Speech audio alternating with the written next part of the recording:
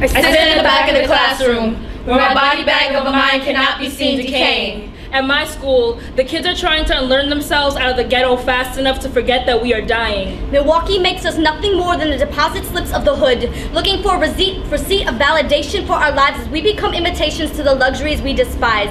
Pimped into numbers, whispering incompetence from the Scantron sheet, there are no escape routes to seek.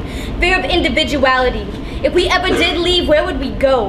We can't make it outside these invisible barriers, settling to find any source of means of making ends meet. But people are still fishing for the good life, without bothering to gather the goods to even have it, trying to make bank.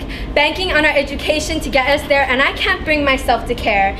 Because on the off chance that the state of Hawaii actually has enough money to open school on Fridays, I am forced to be a receptacle to useless information. Like money I will never get back, but feed into banks anyways. So why invest money into what's not guaranteed? The Detroit public school system's money well has been sucked dry for the past 5 years. And when I complain to the Board of Education that I'm dying of thirst, they spit in my face as some form of relief. I'll invite anyone to come sit inside of a classroom in Detroit and tell me you won't have war stories. This is where friendly fire exists. This school is the reason why we can't spell home. Why home is just a place to be shoved down the back alley of a throat. Trying to build escape routes out of our own skin. We are docile and ready to forget where we came from. But none of us ever really leave as our heartstrings weave into the arteries of this hood.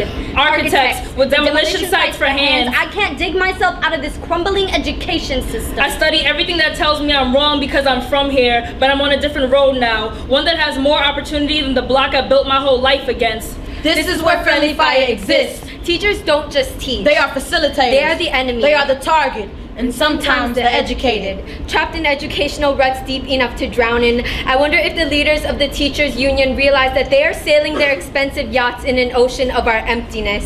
You couldn't last a day behind the desk where rotten apple corpses rest in peace. We are pieces of failing school systems, but through communities that many believe peace can only come through the barrel of a piece. We are here, studying at one of the best universities in the country. We cradle our alma mater under our tongue and place it against a beatbox. For all the people that devalue our culture and education, we will use all 5 elements of hip-hop to shut you down. 1. If you ever hear this poem, will you remember it 4 years from now when Mariah is rapping her valedictorian speech on the highest podium the Midwest has to offer? About Detroit and the war stories that made her. 2. When Jill is breaking down oppression in her hometown, popping the locked doors to success, giving her hand, standing up for what she believes in. 3. When Tahira spray paints her soul to the side of a building, she will immortalize her name in graffiti for the world to witness. 4. When Ashley scratches her name into AP US history textbooks, turning the tables on the curricula that tried to write her story out centuries ago, she will stand at the 1s and 2s and cipher herself into a dissertation,